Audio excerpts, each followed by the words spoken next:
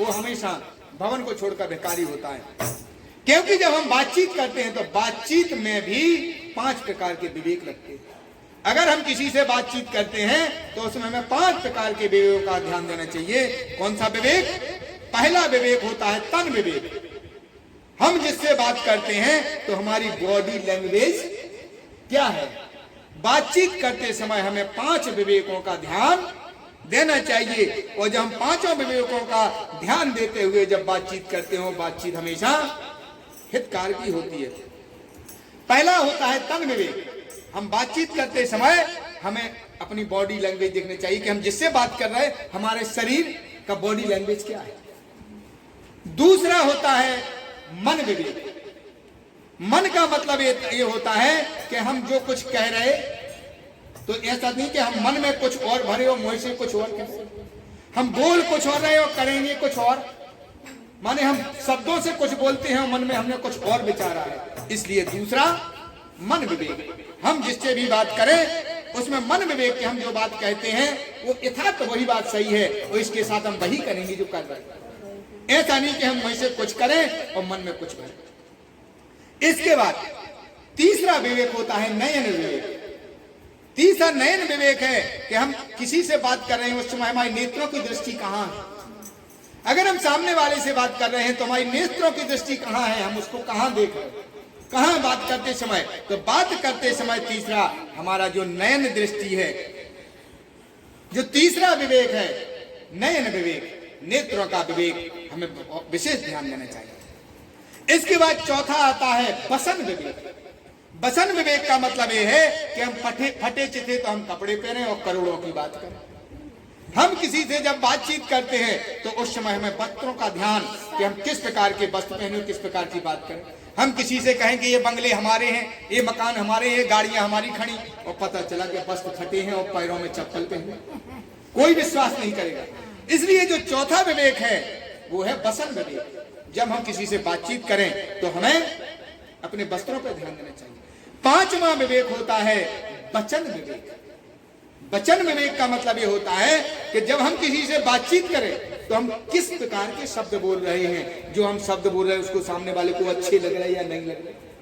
तो पांचवा जो विवेक होता है वो शब्द विवेक होता है कि शब्दों का ध्यान हमें देना चाहिए, शब्दों का, अपने वचनों का ध्यान देना चाहिए कि जो हम शब्द बोल रहे हैं, जो वचन हम बोलते हैं वो किस प्रकार के हैं। और तो इस प्रकार हम जब बातचीत करते हैं तो हमें 5 प्रकार के विवेक ध्यान हमें रखना चाहिए। और जब 5 प्रकार के विवेकों को ध्यान में रखते हुए जब बातचीत करते हैं तो सामने वाले को उस बात का भी असर होता है और आपकी यथार्थ बात सामने वाला मान लेता है। तो इस प्रकार ऋषि कहते हैं कि नारद जी की बातों में आप आ गए। तन कपटी मन सज्जन चीना, आप सरस भीकर कीना। बोले ना उनके घर है, ना द्वार है, ना परिवार है, वो तो संसार को अपनी जैसा बनाना चाहते। कुर्सी पे बैठ सकती हो। नहीं बैठना नहीं, आप चाय बनवा दो। नहीं अभी। तो उन्होंने कहा कि नारद जी की जिन्होंने भी शिक्षा ली उनके घर कभी नहीं बसे, और वो तो ऐसे हैं कि जो है उनके वचन मान करके वो आप ऐसे पति के लिए तपस्या की। कैसे पति के लिए कि निर्गुण नीलजो कोवे से कपाली अकल वगे दिगंबर व्याली कहाँ कबन सुख असबर पाए भल भूलाए ठगो के बोराए पंच कहे ते वो सतीय विवाही पुण्य बडोरे मराय वसाई। बोले ऐसे नारद के वचन मान करके, ऐसे निर्गुण जिनमें कोई गुण नहीं है, नीलज है, कपड़े नहीं पहनता। तब पार्वती जी जो है मन में सुनती जाती हूँ, कहती बहुत अच्छा। अगर वो कपड़े नहीं पहुंचा तो आजकल संसार में कपड़ों पे तो धुलाई पे तो झगड़ा हो, अरे कैसे कपड़े धोए, दाग लगे रहे, अरे तुमसे धोते नहीं बनता। तो इस प्रकार जो है पार्वती जी कहती है तो बहुत अच्छा है। अगर वो कपड़े नहीं पहनते तो कपड़े धोने का झंझट खत्म, ये तो बहुत अच्छा हो गया। बोले वो भोजन नहीं बनाता, क्या करता, भीख मांग कर खाता, ये तो अच्छा भोजन भी नहीं बनाना पड़ेगा। और जब वो बोले भीख मांग कर, बोले जब वो भीख मांग कर खाता, जब वो खा के आएगा तो कुछ ना कुछ तो हमारे लिए जरूर सिखाएंगे। बोले घर द्वार नहीं है, बोले और अच्छा है, झाड़ू पोछा लगाना बचा। कुछ न करना पड़ेगा। अब जो है सब मुनि कहते हैं, सुनो, सती को उन्होंने मरवा दिया था और उनके घर में कभी पत्नी भी खटाती है। हमारा कहना मानो, उससे सुंदर पति हम बताते हैं क्या, वैकुंठ पति विष्णु भगवान से तुम्हारी शादी करा देते हैं। तब जो है भवानी पार्वती जी कहती हैं कि दूषण रह तो सकल गुण राशि श्रीपत पुरबे कुंठ निवासी। कहते हैं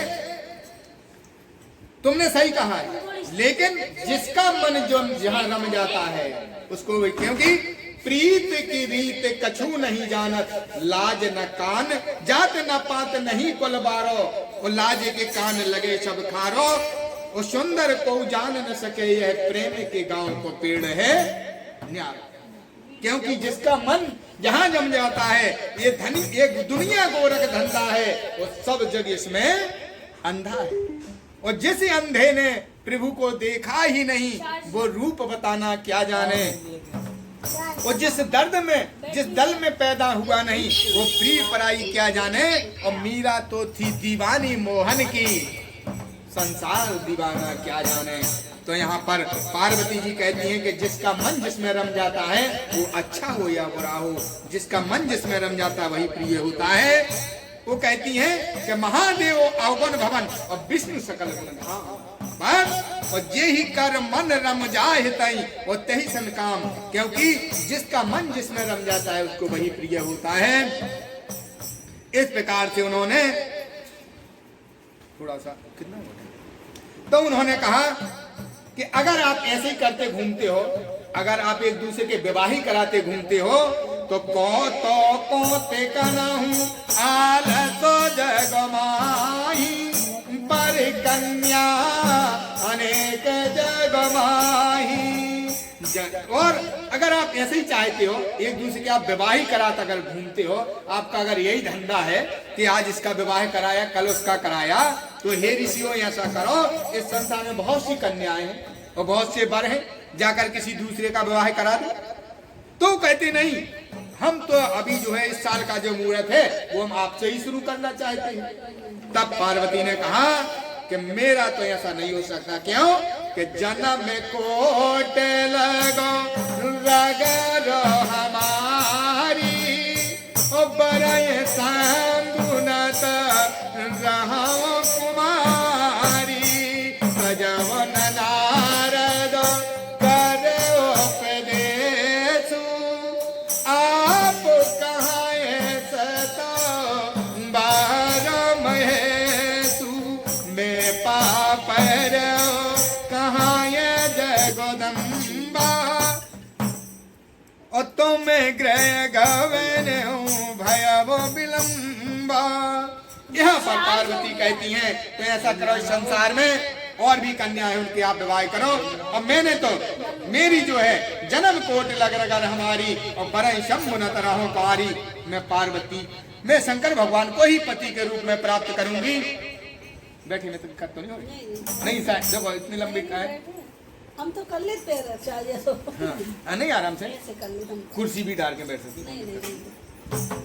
तब जो है पार्वती जी कहती हैं कि भाई मेरे तो जो है एक प्रतिज्ञा है कि तुम तो ठीक कहते हो, अगर 100 बार आकर के शंकर भगवान भी कहें कि पार्वती मैं तुम्हें पत्नी रूप में स्वीकार नहीं करता हूं, तो भी मैं उनकी बात मानने वाली नहीं हूं। मैं शंकर भगवान के अलावा किसी को पति के रूप में नहीं मान सकती। इस प्रकार जो है ऋषियों ने जब पार्वती की इस प्रकार की प्रीति देखी तो प्रसन्न हो गए, और प्रसन्न होकर के कहने लगे, प्रसन्न होके कहते हैं कि सोरन कही ने जब पत सुना, और सुन मन की न विचार, और सम विरोध न कुचल वहे बिहत कहो असिमार। इस प्रकार से जो है समस्त ऋषि आकर के शंकर भगवान के पास जाते हैं और पार्वती के प्रेम की जो उन्होंने परीक्षा ली, उन्होंने बता दिया कि हे प्रभु, हमने सब प्रकार से पार्वती की परीक्षा ले ली, लेकिन आपके अलावा उन्होंने कहा जन्म कोट लग रगर हमारी और बरे शंभु न तरह कुमारी।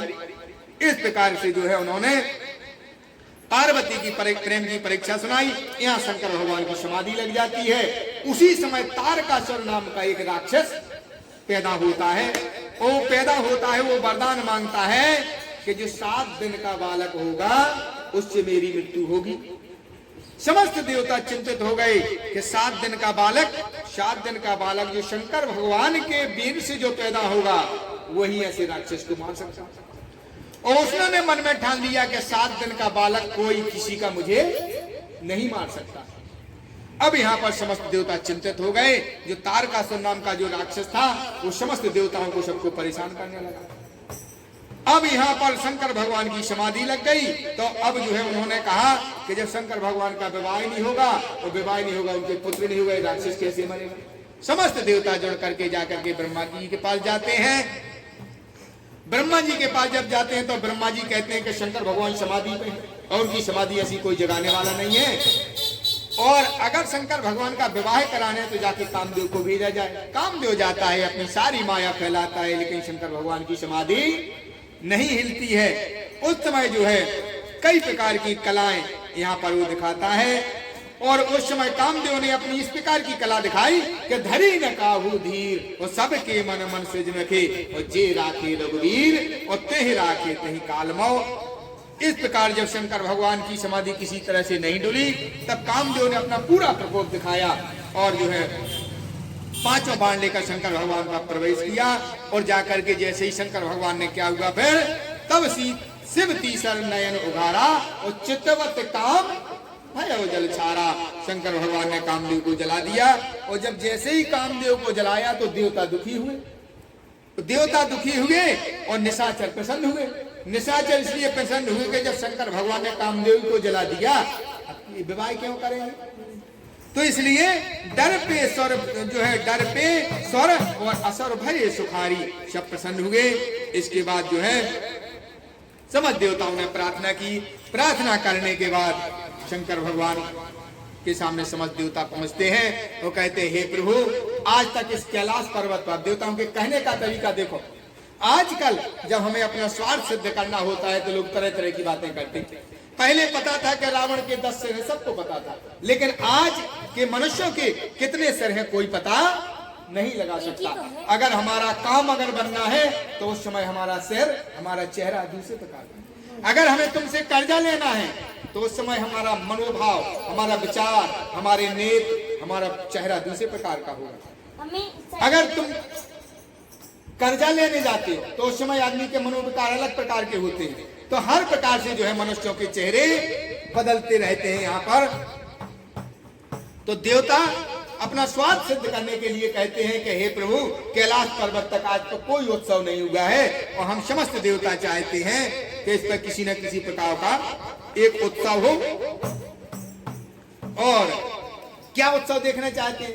हे प्रभु, हम इन नेत्रों से आपका विवाह देखना चाहते हैं। क्यों? क्योंकि देवता सोचते हैं कि जब तक आपका विवाह नहीं होगा, पुत्र पैदा नहीं होगा, तब राक्षस नहीं मरेगा। तो इसलिए अपना स्वार्थ सिद्ध करने के लिए क्या कहते हैं, बोले हम आपका विवाह देखना चाहते हैं। अब ये नहीं कि आफत तो हमें है, हम अपना काम सिद्ध करना चाह रहे, लेकिन कहते हैं प्रभु, इन नेत्रों से समस्त देवता विवाह देखना चाहते हैं। इस प्रकार शंकर भगवान ने तथास्तु कह दिया। शंकर भगवान ने भी ध्यान लगा के देखा कि समस्त देवता उस राक्षस से परेशान हैं और जब तक कार्तिकेय जी का जन्म नहीं होगा तब तक इस दोषों, क्योंकि 7 दिन का पुत्र कार्तिकेय है जो ऐसे इसको मार सकते हैं। जा करके तुरंत जो है शंकर भगवान प्रसन्न हो गए। और जैसे प्रसन्न हो गए तो जाकर के सप्त ऋषियों ने पार्वती को घर भेजा। पार्वती वहां घर गई और यहाँ पर सप्त ऋषियों ने लगन पत्र का हिमाचल के यहाँ पठाई। हिमाचल के यहाँ पठा करके तुरंत विवाह की तैयारियां होने लगी। अब विवाह करके हम सीधे कैलाश में जल्दी शॉर्ट नहीं करेंगे, है ना, क्योंकि हवन आती है। तो जाकर के हिमाचल के यहाँ सप्तऋषियों ने पाती दी और आकाश में जैसे ही पता चल गया कि जो तिथि सब निर्धारित हो गया कि शंकर भगवान का विवाह निश्चित है, तो सुमन